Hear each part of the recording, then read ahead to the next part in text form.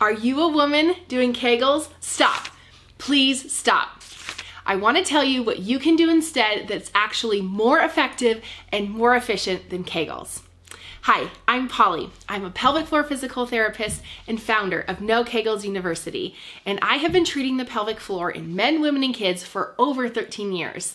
And because I've helped thousands of women stop leaking, have pain-free intimacy, and feel proud of their bodies, even after having kids, I want to share with you what I have learned about the pelvic floor and allow you to strengthen that pelvic floor without doing those silly Kegels that don't even work anyways.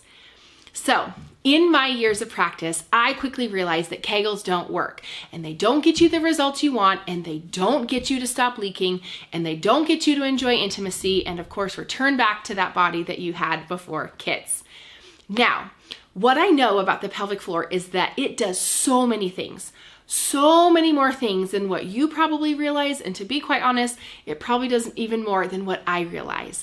And so as I have studied the pelvic floor and paid attention to how it's functioning, I came up with the VAB3 strengthening principles. And this acronym, VAB3, stands for 4 different ways in which the pelvic floor works.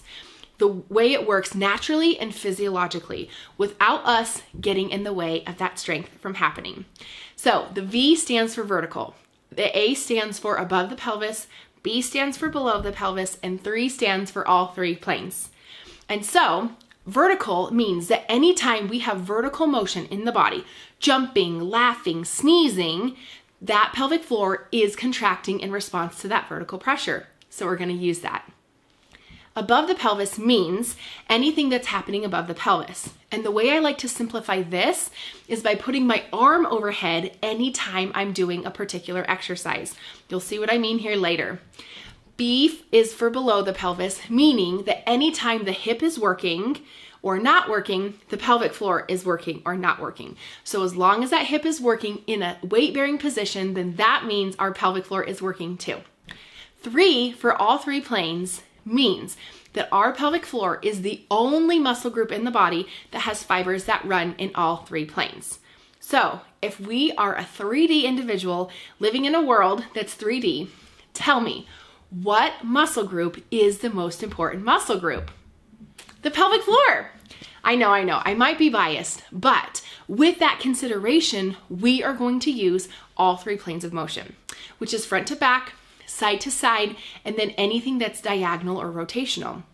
And so if you take those VAB3 principles and you pull out at least 2 of the 4, and those principles are present in an exercise, or if they're present in an activity or a workout, then you are working your pelvic floor. Let me give you some examples. Yoga is one of my most favorite. And the reason is because we have A, and we have B, and we have 3. So 3 of the 4.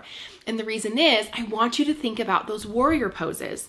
You have your arms overhead for some of them. Your legs are working, meaning your pelvic floor is working. And depending on which position your legs are moving in the different warrior poses, then you are probably pulling in all 3 planes. So yoga counts. You don't have to squeeze your pelvic floor. You don't even have to think about your pelvic floor. You just have to think about those VAB3 strengthening principles.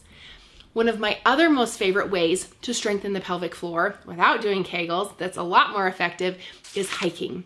And the reason is because you are pulling in B and 3. As you're hiking, you're using your hips, your knees, your ankle, your foot. Your pelvic floor is working too.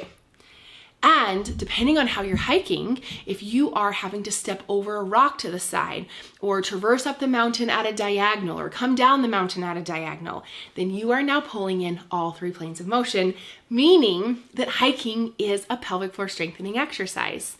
And my most favorite, my absolute most favorite, I probably said all 3 are my favorite, but dancing, because we have that vertical motion, and if our arms are overhead, then we can use that A. Because we're on our feet and we're upright, then we are using the B for below. We're using our hip, meaning our pelvic floor is working too. And if we turn this way and then jump to the right or sidestep to the left, then we are pulling in all 3 planes of motion. So dancing is a great way to strengthen your pelvic floor. Now, I want you to think for a moment, what are the exercises or workouts that you're doing? and I want you to think about them, and I want you to hold that up to the VAB3 strengthening principles. And as long as you have 2 of the 4, then you can consider that you are strengthening your pelvic floor. Chances are you're doing a lot more things than what you think that constitute strengthening your pelvic floor. And they're things that you enjoy, and they're things that you remember to do, not just, oh yeah, when I'm in the car, I should probably think about doing my Kegels. The beautiful thing about the VAB3 principles is that you are using ways in which your pelvic floor already works. I would love for you to grab in the show notes 3 reasons that Kegels don't work and what will guide. And I would love to invite you to join the No Kegels University sorority. It's a group that's free where I do weekly trainings and give you pelvic floor strengthening exercises that you can utilize in addition to what we've talked about here.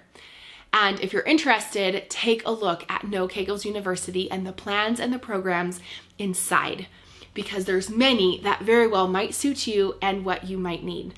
And if you are feeling very stuck and overwhelmed and not sure what your next step is, then schedule a Your Pelvic Floor's Next Step call with me, where you and I will chat one-on-one and decide what your next step is.